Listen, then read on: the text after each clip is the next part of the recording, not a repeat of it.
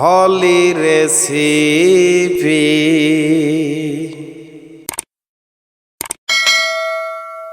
আসসালামু আলাইকুম। হলি রেসিপিতে আপনাদের সকলকে স্বাগতম জানাচ্ছি। আবারও এক শীতের পিঠার রেসিপি নিয়ে আপনাদের কাছে হাজির হয়েছি। সাধারণত বাসায় সবসময় আমি যেভাবে দুধ পুলি রান্না করি সেটাই আজকে আপনাদের সামনে তুলে ধরব। আশা করি এই রেসিপি আপনাদের ভালো লাগবে। চলেন তাহলে দেখে নিই খুব সহজে দুধ পুলি কীভাবে তৈরি করা যায়, সেটা আবার খেজুরের গুড় দিয়ে। প্রথমে আমি একটা বড় হাঁড়ি নিয়েছি, সেখানে আমি দিয়ে দিচ্ছি পানি এখানে আমি 4 কাপ দিয়েছি, আর দিয়েছি 1 কাপ খেজুরের গুড়।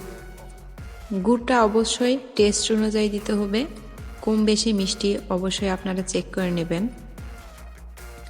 এবার দিয়ে দিচ্ছি 3 টুকরো তেজপাতা আমি মাঝখান থেকে এভাবে ছিঁড়ে দিলাম। দিয়ে দিচ্ছি সাদা এলাচ কয়েকটা, মুখটা আমি ফেটে নিয়েছি। আর দিয়ে দিচ্ছি আদাটাকেও আমি থেতলা করে নিয়েছি। এবার আমরা এটাকে জাল করব, সেই জন্য আমরা চুলাতে উঠাইছি, এখন বলক উঠতেছে আর নেড়ে চেড়ে খুব ভালোভাবে জাল করে নেব। এটা জাল হোক, তাহলে চলেন আমরা আর একটা কাজ করি। এখানে আবারও একটা আমি হাঁড়ি নিয়েছি, সেখানে দিয়ে দিচ্ছি পরিমাণ মতো পানি। আমি এখানে 2.5 কাপের মতো পানি দিলাম, দিয়ে আমি ঢাকনা দিয়ে এটাকে একটু গরম করে নেব। ফুটন্ত বলক উঠে এসেছে, ঠিক এই রকমই রাখবো। আমরা এখানে চালের গুঁড়োটাকে সেদ্ধ করে নেব, সেই জন্য দিয়ে দিচ্ছি চালের গুঁড়ো। পানির পরিমাণ আপনারা বুঝে দিবেন, কারণ এখানে আমি বেশ পরিমাণে পিঠা তৈরি করব, সেই জন্য বেশি পরিমাণে দিয়েছি। আপনারা চাইলে অল্প করেও তৈরি করতে পারেন। আমার কিন্তু চালের গুঁড়ো আরও লেগেছিল, পরবর্তীতে আমি দিয়েছি, দিয়ে ঠিক এইরকম একটা ড্রো তৈরি করে নেব। আমরা যেভাবে চালের রুটি তৈরি করার জন্য যে খামিরটা তৈরি করি, ঠিক সেই রকমভাবে তৈরি করে নিলাম। তারপর আমি ভালোভাবে খামিরটাকে মধ্যে এভাবে একটা ড্রো তৈরি করে নিয়েছি।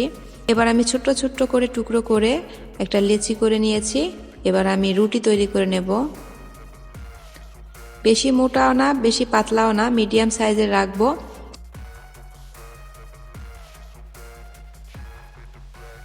আর একটা বড় গ্লাস দিয়ে এভাবে কেটে নিচ্ছি।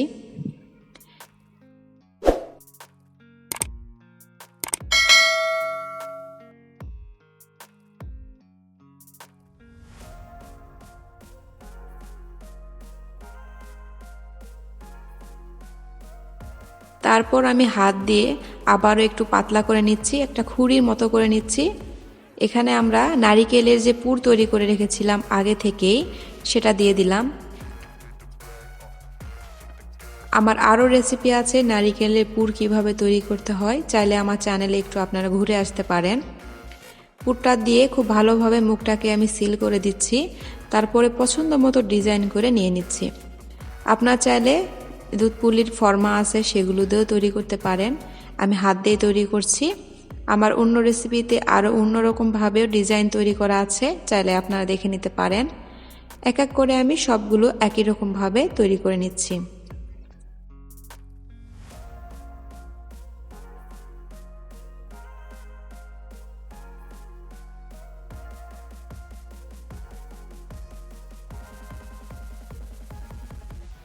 দেখতেই পাচ্ছেন সবগুলো আমার তৈরি করা হয়ে এসেছে। এটাকে এখন আমরা রান্না করে নেব। আগে থেকে গুড় যেই জাল করতেছিলাম সেখানে চলে আসলাম। গুড়টাকে খুব ভালোভাবে জাল করা হয়ে এসেছে। ফুটন্ত গুঁড়োতেই এখন আমি একটা একটা করে পিঠাগুলো ছেড়ে দিচ্ছি।